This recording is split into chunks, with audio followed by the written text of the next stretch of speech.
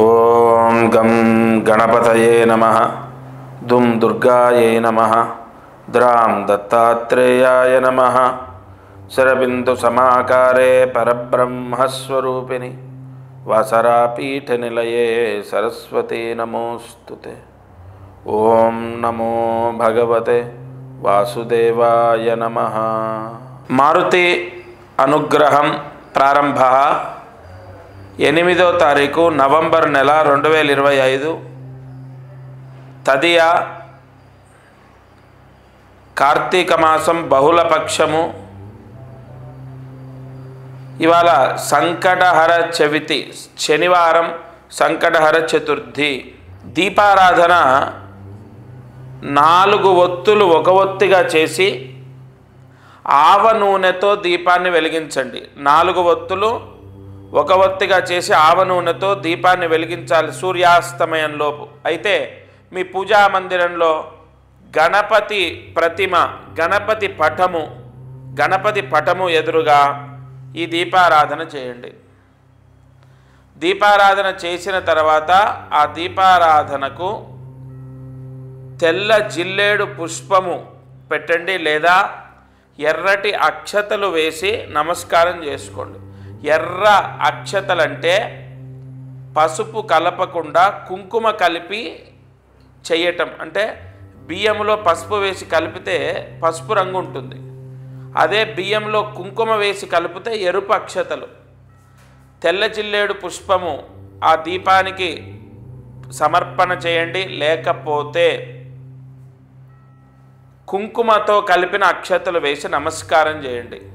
ఈ దీపారాధన సూర్యాస్తమయంలోపు చేస్తే మీకు ఆగిపోయిన ఆ పనులు పూర్తవుతాయి, రావాల్సిన డబ్బు వస్తుంది. అంటే మీకు రావాల్సిన డబ్బు రావటం, ఏదైనా పని ఆగిపోయింది, అమ్మాయి పెళ్ళి లేదా ఇంకోటి ఏదో ఒక పని ఆగిపోయింది, ఆ పని నెరవేరుతుంది, ఆ పని పూర్తవుతుంది, ఆ కోరిక నెరవేరుతుంది.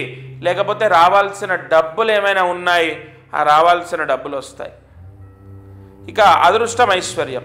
కార్తీక పౌర్ణమి చాలా పర్వదినము, అంటే ఒక పాజిటివ్ ఎనర్జీ ఉన్నటువంటి ఒక అద్భుతమైనటువంటి ముహూర్తం. కానీ ఇక్కడ కార్తీక అమావాస్య గురించి నేను చెప్పబోతున్నాను. ఈ కార్తీక అమావాస్య చెడుని, దోషాలని తీసేస్తుంది. అంటే ఉద్యోగం రావట్లేదు, దశమస్థాన దోషం ఉంది, నేను చెప్పిన పరిహారం చేసుకోవడం ద్వారా ఆ దోషం పోయి ఉద్యోగం వస్తుంది. లేదు అప్పులు, ఆర్థిక సమస్యలున్నాయి, అప్పులున్నాయి.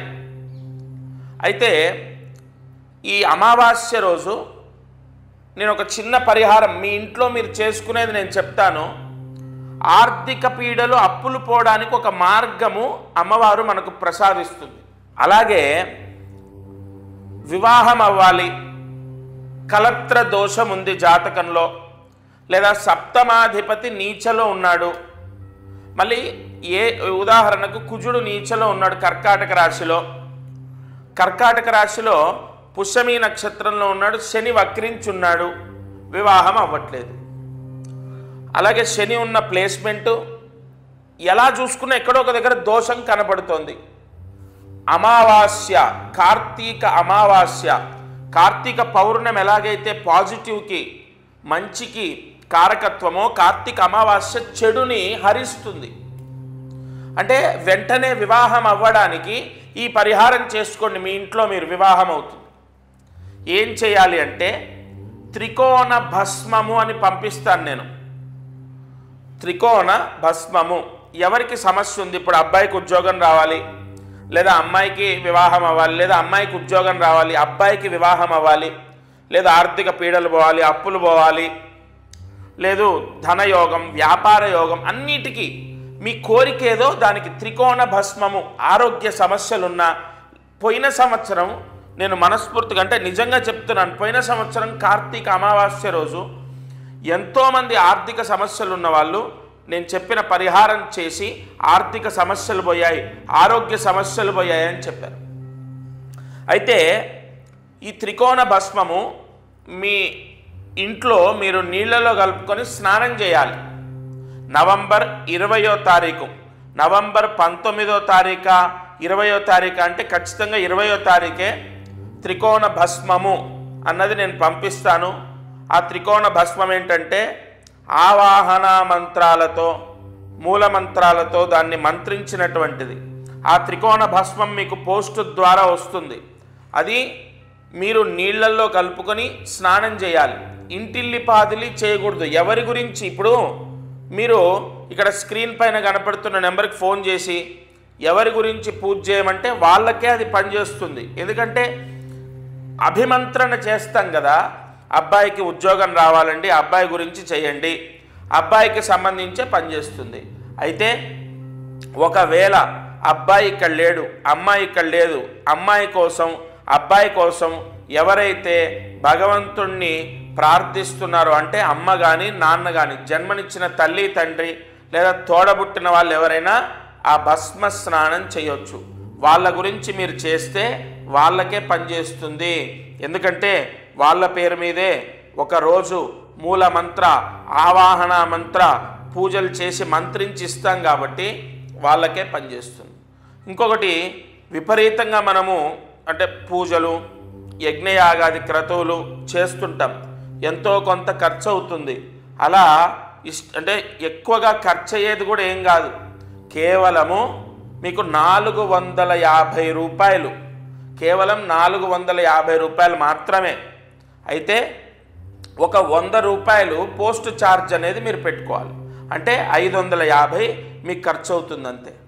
దీనివల్ల ముఖ్యంగా కార్తీక అమావాస్య నేను చెప్పినట్టు చెడుని, దోషాలని, నవగ్రహ దోషాలని, ఏలినాటి శని దోషం, కుజ దోషం ఇవన్నీ కూడా తగ్గుతాయి.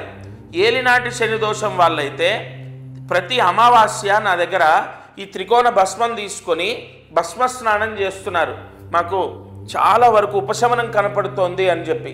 కాబట్టి కార్తీక అమావాస్య నవంబర్ 20వ తారీఖు నాడు మీరు నేను ఇచ్చిన త్రికోణ భస్మ స్నానం చేస్తే తప్పకుండా మీకు మీ కోరికలు నెరవేరుతాయి, ముఖ్యంగా మీ సమస్యలు పోతాయి.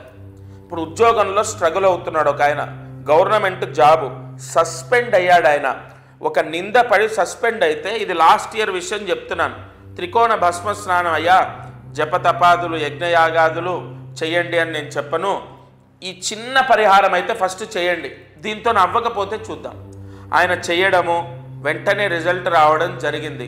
కాబట్టి ఉద్యోగం రావాలి, ఆర్థిక సమస్యలు పోవాలి, లేదా ఉద్యోగం మారాలి. కొంతమందికి ఒక డౌట్, ఇప్పుడు పరిస్థితులు బాగాలేదు, ఉద్యోగం మారాలి, మరి ఇది వదిలేస్తే ఇంకో ఉద్యోగం దొరుకుతుందా లేదా? మంచి ప్లేస్మెంట్ అంటే మంచి కంపెనీలో జాబ్ దొరుకుతుంది. ఎందుకంటే త్రికోణ భస్మ స్నానము అంత దోషాన్ని తీసేస్తుంది, ఎంతో వరాన్ని ప్రసాదిస్తుంది. మీకు అంటే మీ పిల్లలకు కానీ ఏదైనా సమస్య ఉంది, సరిగా చదవట్లేదు, చెప్పిన మాట వినట్లే, చెడు అలవాట్లకు గురయ్యారు, వాళ్ళతో చేయించండి. వాళ్ళు చెప్పిన మాట వినకపోతే, ఒక ఆయన ఏం చేశారో తెలుసా, వాళ్ళ అబ్బాయి చెప్పిన మాట వినట్లేదు, మూర్ఖంగా వ్యవహరిస్తున్నాడు, అలాగే దాన్ని ఏమంటారు, చెడు అలవాట్లకు గురయ్యాడు, త్రికోణ భస్మ స్నానం చేయమంటే ఆయన చెప్పిన మాట వినవాడు ఎందుకు చేస్తాడు? వాళ్ళ నాన్న ఆయనకు తెలియకుండా వాళ్ళ వాటర్లోనే కలిపేసి భస్మ స్నానం చేసేటట్టు ఏర్పాటు చేశాడు. ఏదో ఒక రూపంలో త్రికోణ భస్మ స్నానము కార్తీక అమావాస్య రోజు చేయాలి. లేకపోతే తల్లిదండ్రులు పిల్లల గురించి చేయాలి. కొంతమంది ఎక్కడో విదేశాల్లో ఉంటారు, పిల్లల గురించి తల్లిదండ్రులు చేయాలి. వివాహము, సంతానము, వైవాహిక సమస్యలు, ఒకరిలైతే భార్యాభర్తకి ఇద్దరికి ఇచ్చాను, వైవాహిక సమస్యలు తగ్గాయండి అని చెప్పారు. ఇలా అనేక కష్టాలకు, సమస్యలకు కార్తీక అమావాస్య చాలా పవర్ఫుల్. నేను చెప్పిన పరిహారము పోస్ట్ ద్వారా తీసుకోండి, మీ గోత్రనామాలు తీసుకొని పూజలు చేసి పంపిస్తాను. ఈరోజు కార్యసిద్ధి మంత్రాన్ని జాగ్రత్తగా రాసుకోండి. ఓం క్లీం శ్రీం దేవాధీశాయ నమః. ఓం క్లీం శ్రీం దేవాధీశాయ నమః. ఓం క్లీం శ్రీం దేవాధీశాయ నమః. ఈ మంత్రాన్ని 6 సార్లు రాసి 108 మార్లు జపించాలి. రాత్రి పడుకునేలోపు ఎప్పుడైనా సరే ఈ మంత్రాన్ని చదవచ్చు. ఈ మంత్ర జపం చేయడం ద్వారా మీ పిల్లలలో మొండితనం పోతుంది, చెప్పిన మాట వింటారు. మొండిగా ఉన్నవాళ్ళు, ఎదురు మాట్లాడేవాళ్ళు, చెప్పిన మాట వినని వాళ్ళు మారుతారు. కొన్ని మంత్రాలు ఖచ్చితంగా మన కోరికని నెరవేరుస్తాయి. తప్పకుండా ఈ మంత్ర జపాన్ని చేయండి. ఇక మారుతి అనుగ్రహంలో మనం ఎన్నో విషయాలను తెలుసుకుంటున్నాం. ప్రతిరోజు ఒక దీపారాధన గురించి ఎంతో వివరంగా నేను చెప్పడం గల కారణం, దీపారాధనతో అష్టైశ్వర్యాలు పొందిన కుటుంబాలు ఎన్నో ఉన్నాయి నాకు తెలిసినవే. నా వయసు ఎంత, నా పరిజ్ఞానం ఎంత, అటువంటి నాకు తెలిసినవే ఎన్నో ఉంటే మహానుభావులు మా గురువులు ఎంతమందిని ఉద్ధరించారు. సరే, నేను ఒక పరిహారం చెప్తున్నాను కదా, ప్రతిరోజు అదృష్టం ఐశ్వర్యంలో చెప్తూనే ఉన్నాను. త్రికోణ భస్మ స్నానము. కార్తీక అమావాస్య నవంబర్ 20వ తారీఖు విశాఖ నక్షత్రం గురువారం రావటం, గురువు నక్షత్రం రావటం, అమావాస్య ఖచ్చితంగా కార్తీక అమావాస్య రోజు త్రికోణ భస్మ స్నానం చేస్తే అంతులేని ఐశ్వర్యం. ఇది ఎందుకు నేను ఇంత మనసులోంచి మాటని వాడుతున్నాను అంటే, ఆ మాట అలా ఎందుకు చెప్తున్నానంటే, కొన్ని ముహూర్తాలు అంత యోగాన్ని, అంత వరాన్ని ఇస్తాయి. అబ్బాయికి ఉద్యోగం రావాలి, లేదా వివాహం అవ్వాలి, అమ్మాయికో అబ్బాయికో పెళ్ళి అవ్వాలి, అమ్మాయికో అబ్బాయికో ఉద్యోగం రావాలి, లేదు పాప ప్రక్షాళన. ఇదంతా కాదు, పాప ప్రక్షాళన అవుతుందండి త్రికోణ భస్మ స్నానం చేస్తే.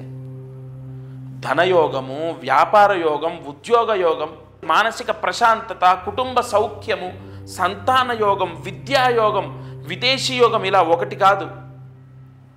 ఏ వ్యక్తి అయితే తనకు తానుగా కోరికని కోరుకొని త్రికోణ భస్మ స్నానం చేస్తాడో ఆ వరాన్ని పొందుతారు.